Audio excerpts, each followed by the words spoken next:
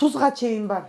Анан келген киши өзүнүн конок катары эмес, үйдүн ээси катары сезип каалаган тамагын жасап. Бишкекте күнүмдүк батир берүүчүлөрдүн базасы көч. Жарнактарды интернет булактарынан таркатышып, байланыш телефондорун жазышкан. Эч кандай кыйынчылык жок. Ошондуктан жеке ишкер Кундуз бүгүндөн күчүнө кирген мыйзамга баш оту менен каршы тапкан оокат үнөмдөлүп, кириши азаят дейт. Бир жылда чогулткан нерсенин баарын бир айда, бир 5 күндө, 2 күндө чогултуп бүтө албайбыз да. Биз деле мыйзамга баш ийебиз деп ойлоп атабыз.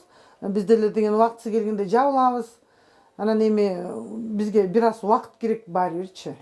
Мындан акчалуу баатыр ээлеринин арманы көйдү. Өз ара сүйлөшүп, наразычылык акциясына чыгышууда. Алардын сап башында бишкектиктер турса, андан кийин каршылык пикирлерин билдирип, Ысык көлдүн Каракол шаарынын тургундары чыгышты. Максаттары көп кабаттуу баатирлерди бир күнгө ижарага берүүгө тыюу салган мыйзамды жокко чыгаруу. Анткени араңдан тапкандар ачка калат дешет. Я рядовая медсестра, 5000 получаю. Можно жить, уважаемый президент, на эти деньги? Дорогие депутаты! Башка региондордон келет, алар муктаж болгон үчүн келет. Чоң жанагындай отель, гостиницаларды алар төлөй албайт. Аяктын суткасы билбейм канча сом экенин. Бизде деген мисалы 1200, 1300 сом суткасычы. Бирок биздин квартираларда бүт бардык нерсе бар. Идиш аяк, үй бүлөсү менен доктурга келгендер болот. Кандайдыр бир иштерин бүтүргөнү, документтерин бүтүргөнү келет элдер ар кайсы жактанчы. Бишкекте бир түнгө берилген баатирдин баасы 1300 сомдон башталып 4000 сомду чапчыйт. Мыкты шарт менен кардардын талабына төп келет. Каршы тарап мыйзамга өзгөртүү киргизип, салык төлөтүү жагын ишке ашырса дешет. Мында мамлекеттин казынасы да толукталып, баатир берүүчүлөрдүн иши токтобойт. Чындыгында бизде ушундай болгон, кээ бир төлөшкөн, бирок төлөгөндөрдүн кишилердин саны абдан аз. Жөн эле азыр эле айтып атышат, бирок көпчүлүк вообще төлөбөй эле ушундай квартираларды арендага берип атышат да. Мен ойлойм, бул мыйзам күчүнө киргенден кийин ооба, сөзсүз мындай мыйзамсыз түрүндө квартира арендага беришет. Ушундай эле практика боло берет. Бирок мисалы ошол үйдө башка кошуналарга тынчтыкты бербесе, кошуналар арызданса болот.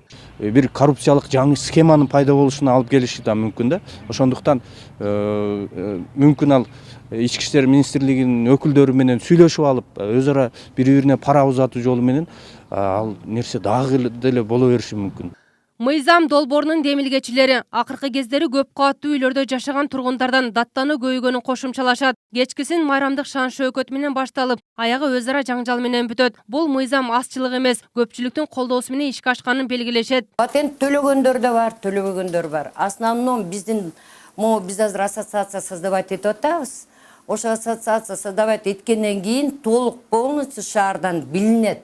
Биздин катарыбызга ассоциациянын члендери кирет. Бүгүндөн күчүнө кирчү мыйзам көп кабаттуу үйлөрдөгү баатирлерге гана тиешелүү. Бирок шаарда үй катары салынган 2-3 кабаттуу чоң тамдарда ижарага берилет. Бул туруктуу жашагандарды жүдөтүп, айлана таштандыга толот. Мындай пикирди Кулуев көчөсүнүн тургундары айтат. Мынакей квартиранттарды кармашат, тазалык жок. Мына өтүп келатып эле момунтуп таштап кетет. Бул бери жагы эле канчасын алып келип мусорго салабыз. Анан ар бир хозяин жок биякта. Чанда эле үйлөрдүкү хозяиндар бар. Хозяиндар бүт буларга деген смотрящийлерди коюп өздөрү кетип калышкан.